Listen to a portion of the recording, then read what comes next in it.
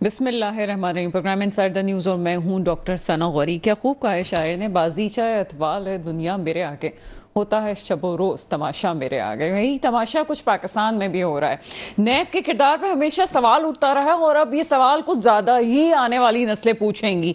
रोज़ की बुनियादों पे निपटाया जाने वाला एक केस जो पाकिस्तान की तारीख का अहम प्रोफाइल था, लेकिन उसके बाद यहाँ पे होता कुछ यूँ है कि कहीं ना कहीं हमें उस केस में एक जानिबदारी नज़र आ रही है।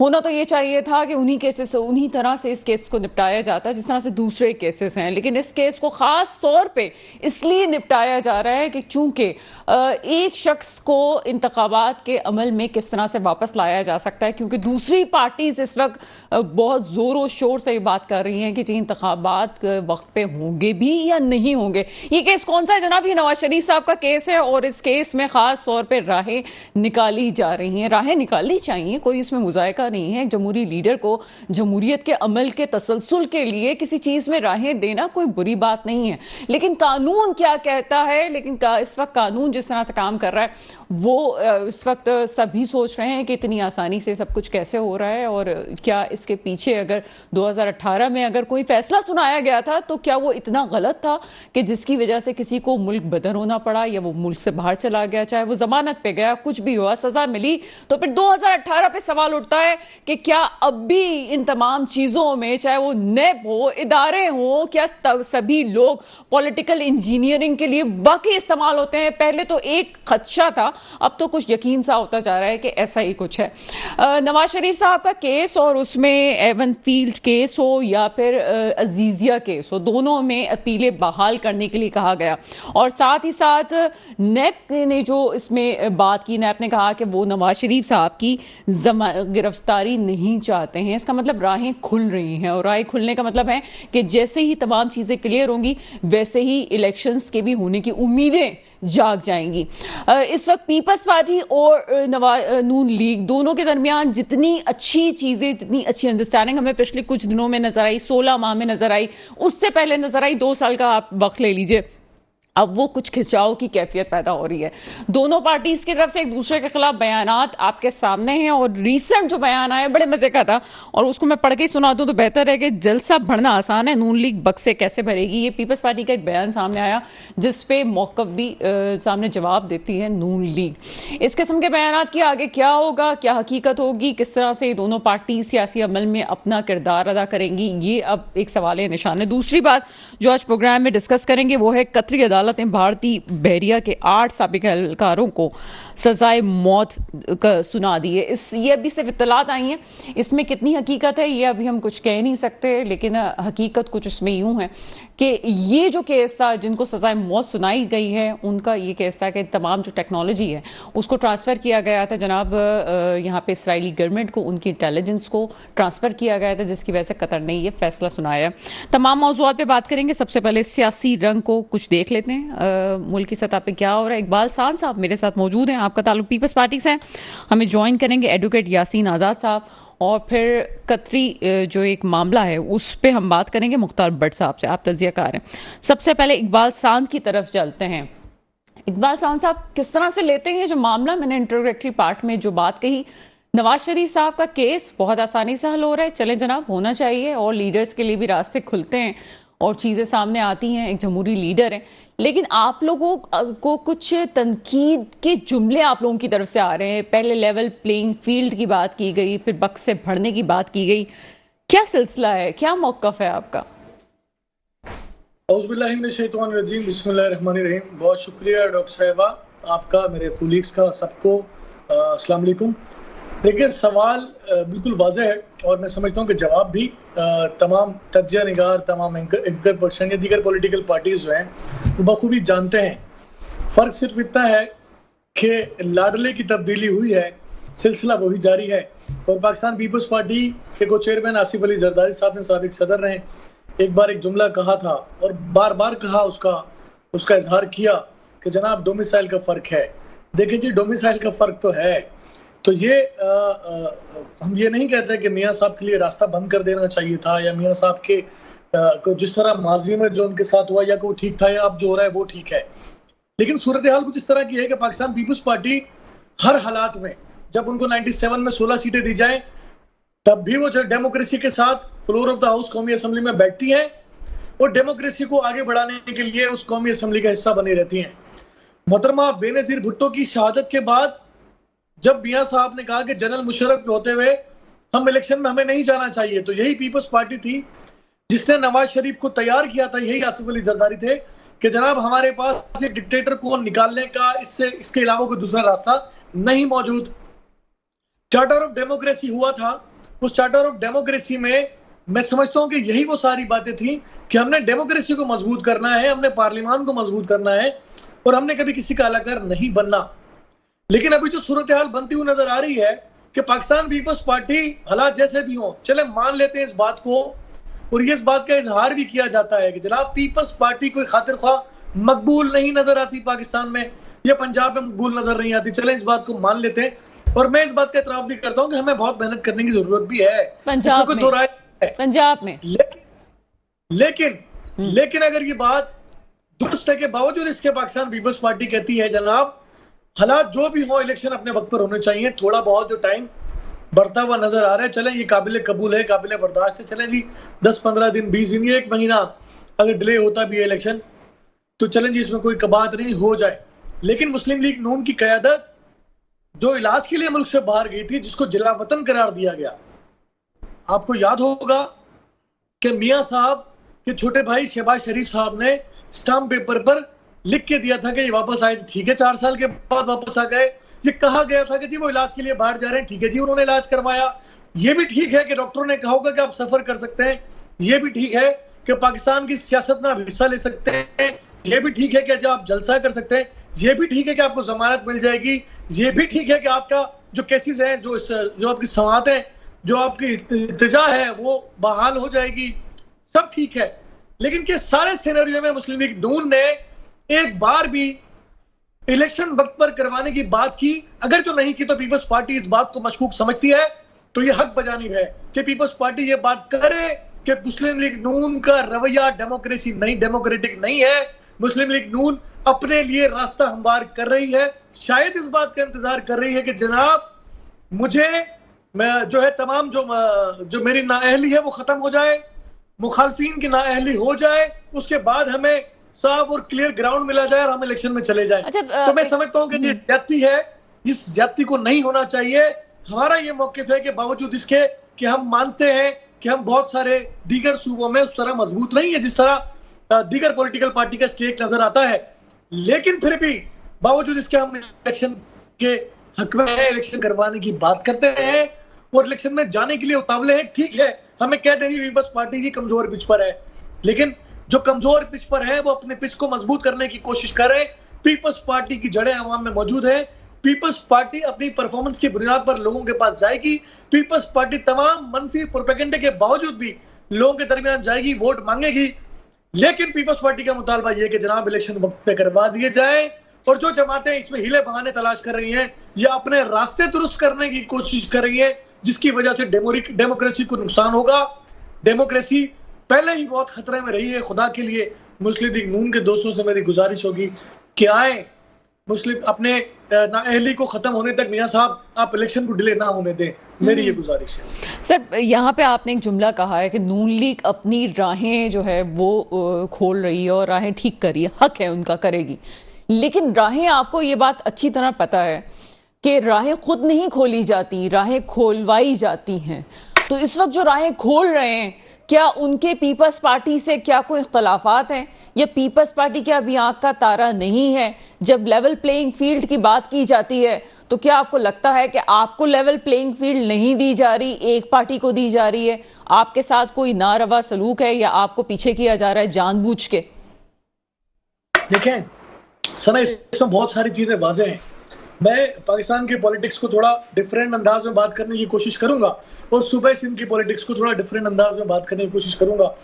सूबे सिंध की अगर मैं बात करूं तो एक बार फिर सूबे सिंध में पाकिस्तान पीपल्स पार्टी के लिए इस तरह का माहौल बनाने की कोशिश की जा रही है। एक ऐसी सियासी जमात जिसने बल्दियाती इलेक्शन से राय फरार हासिल किया, एक ऐसी सियासी जमात जिसने यहाँ इस शहर के अंदर तमाम ज़िमनी इलेक्शनों में मोस्टली उसको शिकस्त हुई है, एक ऐसी सियासी जमात जिसका नाम GDA है उसने सुबह सिंध में कोई खातिर खा कामयाबी हासिल नहीं की। लोकल बॉडी के इलेक्शन में उसको शिकस्त हुई।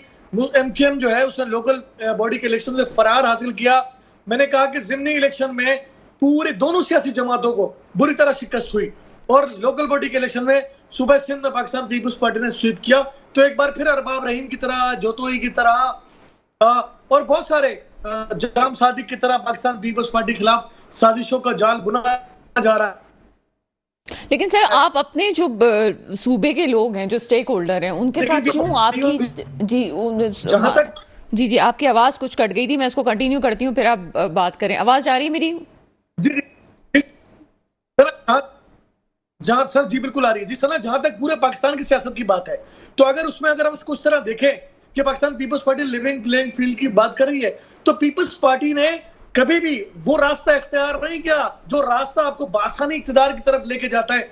और पाकिस्तान की तारीख में पाकिस्तान पीपल्स पार्टी को कभी भी वो मेंढक नहीं मिला जो दूसरों को मेंढक दे दिया गया। आपको याद होगा कि 88 में जब मोहतरमा बेनजीर भुट्टो आई थी, 86 में 10 अप्रैल 1986 को जब मोहतरमा बेनजीर भुट्टो इसी लाहौर शहर में आई थी, तो वो फकीतुल मिसाल इस्तकबाल जो था वो दुनिया नहीं भूल सकती। उस वक्त एक डिक्टेटर हुक्मरान था। उस वक्त एक डिक्टेटर ने, मोहतरमा बेनजीर भुट्टो ने उस डिक्टेटर को चैलेंज किया था। और उसी पंजाब के अंदर पाकिस्तान पीपल्स पार्टी ने इतने जोरदार अंदाज में अपने पॉलिटिकल कैंपेन को शुरू किया और एक बहुत बड़ा इज्तिमा था। सोशल मीडिया भी नहीं था। ये आज जो सैकड़ों की तादाद में टीवी चैनल है वो मौजूद नहीं थे। बावजूद इसके ब्लैक एंड व्हाइट का ऑलमोस्ट जमाना था और बेनजीर भुट्टो ने लाखों का मजमा वहां जमा किया। चले कोई बात नहीं, आपको हम यहाँ लेवल प्लेइंग फील्ड की बात ये नहीं करते कि जनाब आए हमसे बातचीत करें।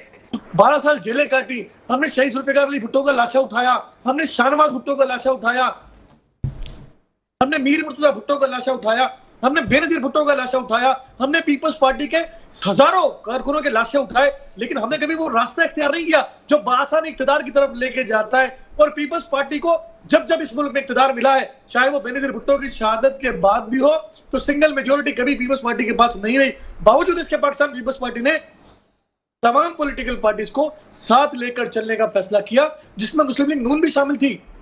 साजिशें नहीं की। आपको याद होगा 2013 से 18 वाली गवर्नमेंट में जब खान साहब धरने की तरफ गए थे, तो उस वक्त पाकिस्तान पीपल्स पार्टी को लान तान का सामना करना पड़ा।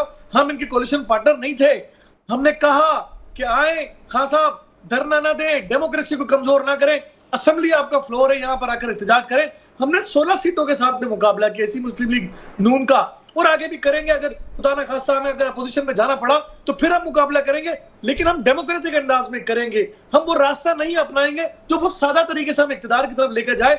हम मासिस की पार्टी है, हम पॉलिटिक्स करना जानते हैं। यहाँ पे मैं चाहूंगी इकबाल साहब, मैं ब्रेक पे चूंकि जाना चाह रही हूँ, उससे पहले एक सवाल छोड़ के जाती हूँ मैं आपके लिए कि आपने कहा कि आप तमाम पार्टीज को साथ लेके चलते हैं। यकीनन पीपल्स पार्टी की जो तारीख आपने बयान की वो हम भी समझते हैं और सबसे आप सही तरीके से आपकी लीडरशिप ने हमेशा फैसले किए, यानी कि मुफाहिमत की मज़ाहिमत कभी नहीं की।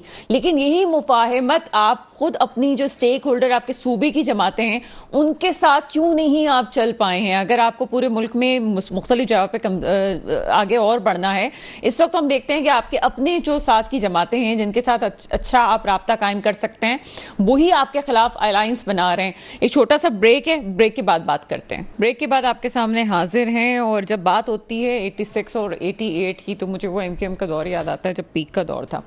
उस वक्त ये जो जमातें अपनी महाजर का नारा लेके उठी थी और उनके साथ कुछ अलायंस भी उस ज़माने में बने थे, जो लोगों को याद होगा तो उनको बताती चलूँ कि उस वक्त लेकिन ये था उनका मौक़िफ़ के पंजाब की सुपरमेसी को, और अभी जो उन्होंने बात की एक डोमिसाइल के हवाले से, उसको देखते हुए मुझे याद आया, उन्होंने कहा कि पंजाब की बालादस्ती नहीं होनी चाहिए, बाकी हम चीज़ें देख लेंगे।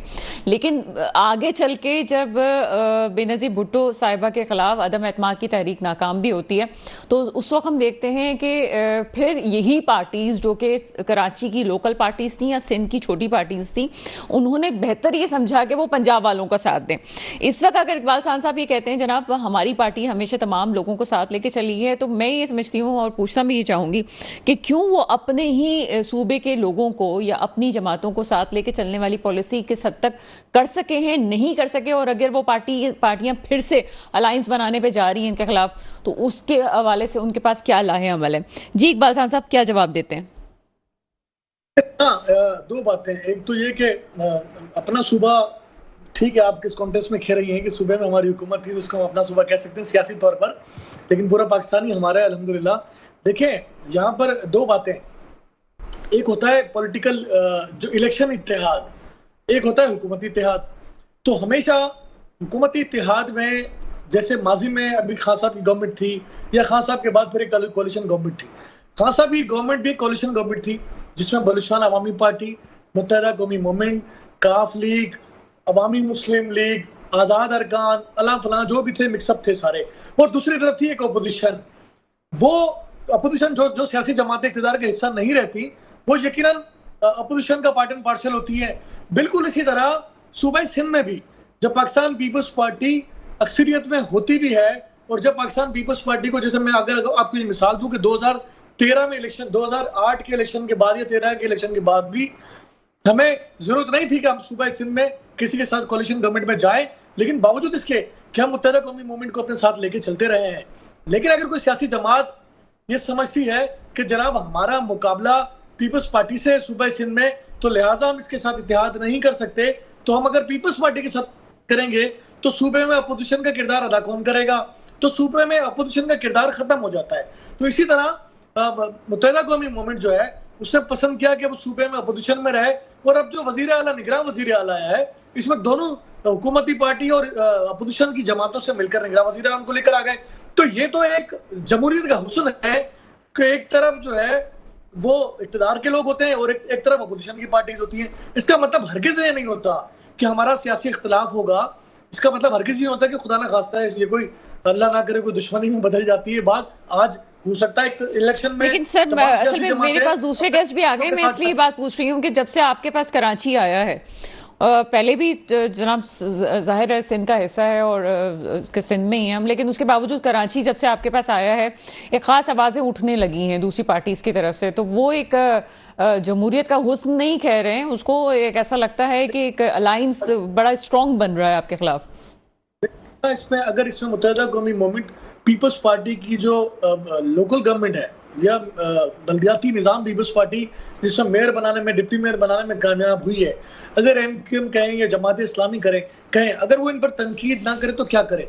उनके पास सियासत करने के लिए पाकिस्तान पीपल्स पार्टी का तनकीद, और हम इसको सहते हैं, हम इसका सामना करते हैं, हम इसको बर्दाश्त करते हैं। हम कहते हैं करें तनकीद, तामीर की तनकीद करें, जिससे भलाई हो सूबे की, जिससे भलाई हो शहर की। तो तनकीद जो है उसको सरे तस्लीम में खम करना चाहिए। लेकिन अगर ये दोनों सियासी जमातें जो अभी लोकल बॉडी का इक़्तिदार का हिस्सा नहीं है, एक अपोजिशन है और एक उससे भी बाहर है मुत्तहिदा कौमी मूवमेंट, जिसका पार्ट ही नहीं है लोकल बॉडी के असेंबली के अंदर, और जमात इस्लामी का पार्ट है, तो जमात इस्लामी हम पर तनकीद करेगी। मुत्तहिदा कौमी मूवमेंट का भी यही काम है कि हम पर तनकीद करे, चूंकि हम इक़्तिदार में है।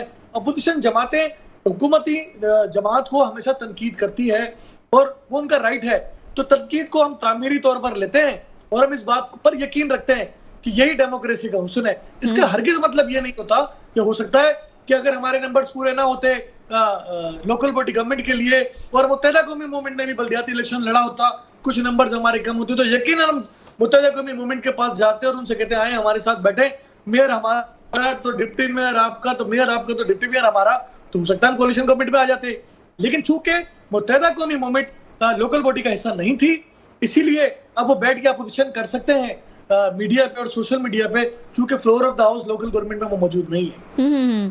हमारे साथ ही रहिएगा, एडवोकेट यासीन आज़ाद साहब ने हमें ज्वाइन किया। सर, प्रोग्राम में आपको वेलकम करते हैं। सर, इस बात का सभी तनकीद कर रहे हैं, आपके कायद के खिलाफ केस खुले और उसके बाद अपीलें भी समाअत पे जा रही हैं, जल्दी जल्दी निपटाया जा रहा है, उस तरह से नहीं ट्रीट किया जा रहा है जैसे बहुत सारे पाकिस्तान में केसेस जो हैं वो इल्तवा का शिकार हैं, सालों से शिकार हैं। लेकिन ये कहा जा रहा है कि नवाज शरीफ साहब की ख़ास तौर पर कोई डील है जिसकी वजह से उनको चूंकि इंतखाबी अमल में आगे लेके आना है, इस वजह से ये चीज़ें बहुत जल्दी निपटाई जा रही हैं। इस तनकीद का जवाब क्या देंगे? जिन लोगों को ये शिकायत है कि डील है, बर्डन तो उन पे है कि वो साबित करें कि कौन सी डील है, नंबर 1।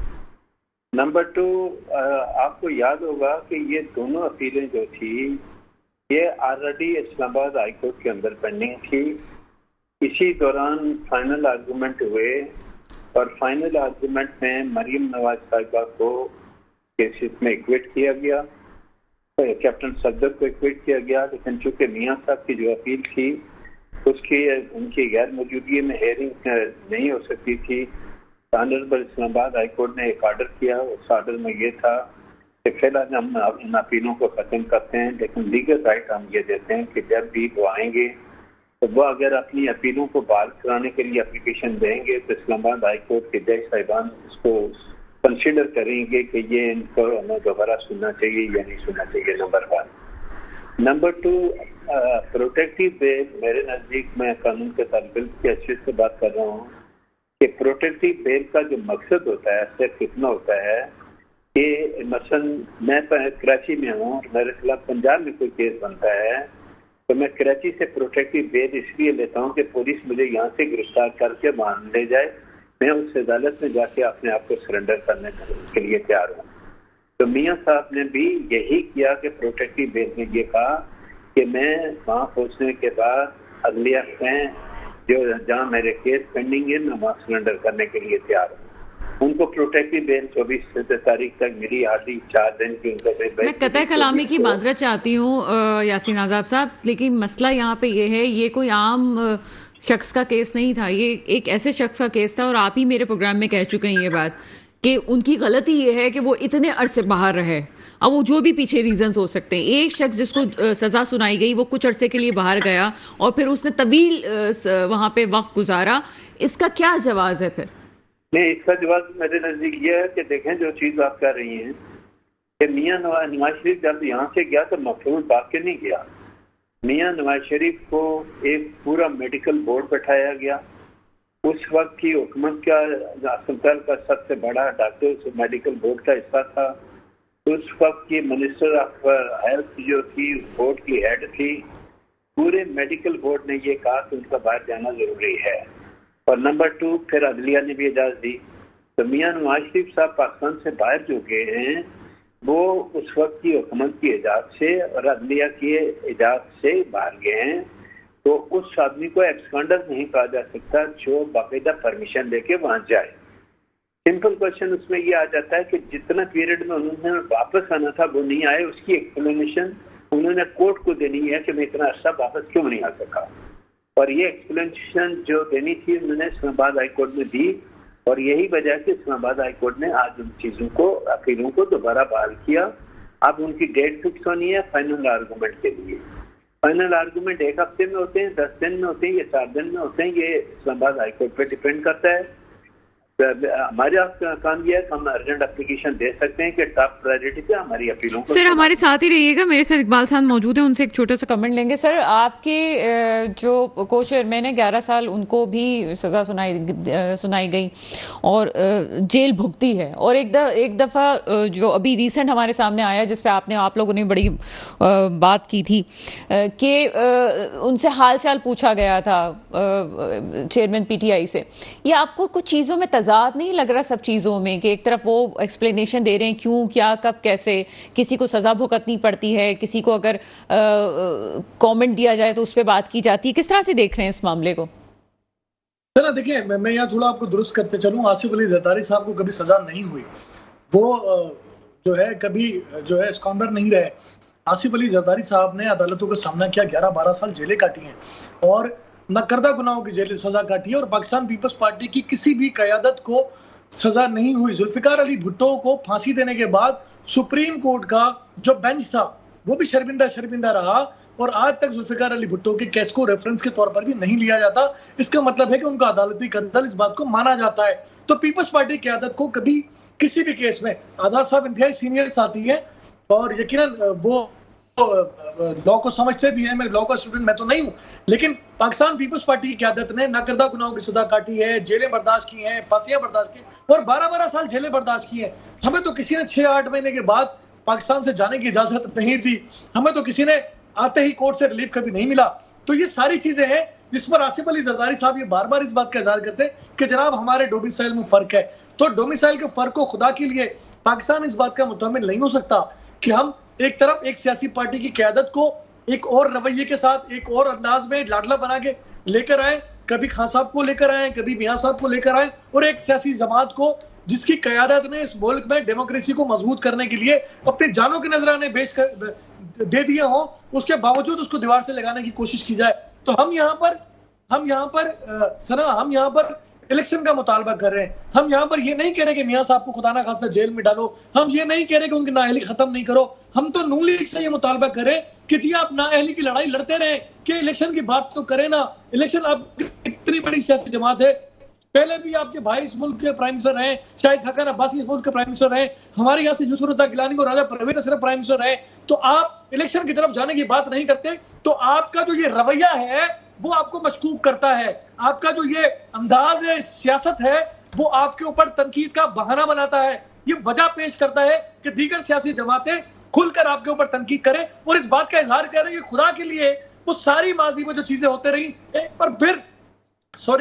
बार फिर आप उसका हिस्सा बनने जा रहे हो, तो आप ऐसा हिस्सा ना बनो। हमें इस तरह के किसी पार्ट एंड पार्सल, बिल्कुल सही इकबाल खान साहब, बहुत शुक्रिया, आपका मौक़िफ़ सामने आया। पार्टी का, किसी भी पार्टी के इस तरह से बात करना बिल्कुल जवाज़ बनता है, लेकिन फिर वही बात है जो हमेशा प्रोग्राम्स में करती हूँ कि अगर किसी भी दौर में किसी दूसरी पार्टी के खिलाफ कुछ होता है, तो आप अगर उस दौर में हैं और आप किसी को सियासी तनकीद का निशाना नहीं बनाते और आप समझते हैं किसी के साथ पहले गलत हुआ है, तो वो आप ना करें। वो आपके दौर में आपको भी भुगतना पड़ता है, और जब आप इक़्तिदार में होते हैं तो चीज़ों को बेहतर करने की कोशिश करें। अनफॉर्चुनेटली होता ये है कि जब इक़्तिदार में कोई पार्टी होती है तो वो पीछे के केसेस को भूल जाती है, बल्कि समझती है कि जनाब जो सजाएं हुई, जो केसेस हुए, जो हुआ बिल्कुल ठीक हुआ, बल्कि उसको और बढ़ावा दिया जाता है। तो आगे चल के वो चीज़ें नुकसान देती हैं, जिस तरह से अभी हम मामलात को देख रहे हैं कि 2018 की चीज़ों को अब चैलेंज किया जा रहा है, या फिर जो कुछ जुल्फ़िकार अली भुट्टो साहब के साथ हुआ उसको चैलेंज किया जा रहा है, या फिर जो कुछ जरदारी साहब के साथ हुआ उसको चैलेंज किया जा रहा है। बहरहाल एक छोटा सा ब्रेक है, ब्रेक के बाद मजीद बात करते हैं। ब्रेक के बाद आपके सामने हाजिर हैं, और भारत वो रियासत जो किसी भी तौर पर पूरी दुनिया में दहशतगर्दी के किसी भी काम में पढ़ने में और उसको आगे बढ़ाने में कभी भी पीछे नहीं रहती। बस होना ये चाहिए जनाब कि वहां पे कोई मुसलमान हो और उसके खिलाफ बात की जाए। अब उसमें वो जिसका भी साथ दें, वो उसको अपने फर्ज समझते हैं कि हम ये काम करें। अब तो दुनिया को भी जान जाना चाहिए कि भारत जो है वो एक दहशतगर्द रियासत है, जो कि खास तौर पे पाकिस्तान को और मुसलमानों को टारगेट बना रही है, और खुद उनके अपने लोग भी उससे महफूज नहीं है, जिसका कुछ अरसे पहले आपने बात सानिया देखा कि जो कुछ कनाडा में हुआ, और कनाडा के जो आला क़यादत है, जो उनके वज़रा हैं, जो उनके वज़ीर आज़म हैं, उन्होंने किस किस्म के बयान दिए। और ख़ास तौर पे ऑस्ट्रेलिया ने भी जब मामलात की तहकीक की तो उसमें भारतीय एजेंसी के इन्वॉल्व होने की इत्तलात मौसूल हुई। यहाँ तो बात ख़त्म नहीं होती, यहाँ पे जो कुछ फ़लस्तीन में हो रहा है उससे हर आँख जो है वो अश्कबार है। लेकिन साथ ही साथ अभी जो हमें इत्तलात आ रही है वो ये है कि कतरी अदालत ने भारतीय बहरिया के 8 साबिक अहलकारों को सजाए मौत सुना दी है। उसकी वजह ये थी जनाब कि जो टेक्नोलॉजी थी उसको ट्रांसफ़र किया गया इसराइल को, और वो ट्रांसफ़र करने के बाद आपको भी पता है कि वो किस तरह से उसको इस्तेमाल किया जाएगा। भारत ऐसा क्यों कर रहा है, जबकि वैसे ही यहाँ पे जो शहादतों की तादाद है वो भी बहुत ज़्यादा हो चुकी है, लेकिन बाज नहीं आ रहा, ना ही आलमी दुनिया को इस हवाले से इल्म हो रहा है कि क्या किया जाए इसके खिलाफ। बहरहाल इस मौजू पे बात करने के लिए मुख्तार भट्ट साहब मेरे साथ मौजूद हैं। सर, प्रोग्राम में आपको वेलकम करते हैं। शुक्रिया बहुत बहुत। कर्नल साहब, क्या कहेंगे इस हवाले से, जो सूरत हाल है, जो इत्तलात आ रही हैं? देखें, ये जो कतर वाला वाक़या है जिसमें 8 नेवल ऑफिसर जो है रिटायर्ड, उनको सजाए मौत दी गई है, ये एक्चुअली 30 अगस्त 2022 को इनको अरेस्ट किया था। तो ये अंडर इन्वेस्टिगेशन थे, अंडर ट्रायल थे, और अरेस्ट के दौरान इनको फैसिलिटी दी गई थी कि अपनी फैमिली से ये बात कर सकते हैं। वो बात भी उनकी होती रही है, बस कुछ अरसे से उनका जो आपस में सिलसिला है मुनक़ता कर दिया था, और उसके हवाले से जो इनकी फैमिली के मेंबर्स हैं वो लगातार नरेंद्र मोदी के ऊपर प्रेशर डाल रहे थे कि भाई ये जो हमारे लोग वहाँ फंस गए हैं, हमारे घर के सरबराह जो हैं, ये जो फैमिली के सीनियर मेंबर्स हैं, उनको किसी तरीके से लाया जाए। जो इतलात हैं वो ये है कि they're working on a project through a company. अच्छा, अभी जो मेरे पास अभी रिसेंट सर कथा कलामी की माजरा चाहती हूँ, जो इतलात आई हैं वो भारतीय मीडिया ने इसको अनाउंस कर दिया है, और उसकी उन्होंने बाकायदा खबरें चला दी हैं कि ये सज़ाए मौत कंफर्म हो चुकी है। It is no more a secret तो ये भारत और कतर के, वैसे मैं आपको बताऊं, उनके बड़े आपस में बड़े उम्दा रिलेशन हैं। और बायलैटरल ट्रेड में आपको पता होना चाहिए कि तकरीबन $15 बिलियन का उनके साथ आपस में आता है। LNG और जो उनकी गैस है, LPG है, इसके ऊपर तो तकरीबन 8 लाख जो इंडियन है वहाँ काम करते हैं। तो अभी तो अनाउंसमेंट हुई है और अब डिप्लोमेटिक चैनल जो है वो एक्शन में आएंगे, क्योंकि आदमी को पकड़ के जब पकड़ लेते हैं तो पता नहीं होता कि केस कितना चलेगा, क्या दे देगा। अब तो ड्रॉप सीन हो गया है, तो मतलब I think they will go for appeal और देखेंगे कि उसमें क्या सूरत होती है। लेकिन अच्छा सर, आपने कैसे जो आपने कहा कि ये डिप्लोमेटिक तरीके से इस मामले को हल किया जाएगा, लेकिन अभी ओवरऑल जो हमें सूरत हाल नजर आ रही है भारत, नहीं, असल में जो इसमें चीज देखने की है वो ये है जी सर, कि जैसे आपने अपने इंट्रो में कहा सवाल पूछने से पहले कि भारत का जो ट्रैक रिकॉर्ड है वो यही है कि चाहे उसके हमसाया हो, चाहे उसके दोस्त ममालिक हो, उनकी जो नेफेरियस एक्टिविटीज हैं, जो रॉ के थ्रू एक्टिविटी है, वो जारी रहती हैं। अब ये लोग जो हैं ये इसराइल के लिए वो कर रहे थे, जासूसी कर रहे थे। वहाँ के जो सारे डिज़ाइन हैं, पैरामीटर्स हैं, उसकी कॉपी करके they're passing on to the intelligence agencies of the Israel. और इजराइल और भारत के आपको पता है बड़े अच्छे उनके आपस में ताल्लुकात हैं।